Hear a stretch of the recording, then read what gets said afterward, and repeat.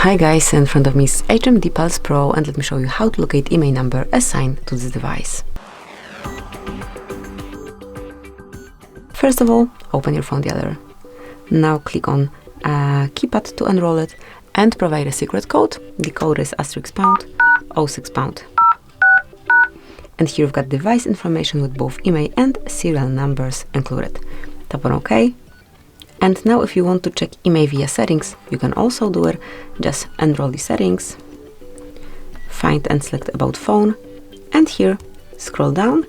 Now select more status, and here you can smoothly check both IMEI numbers. So that's it, that will be all. Thank you for watching. Please subscribe our channel and leave the thumbs up.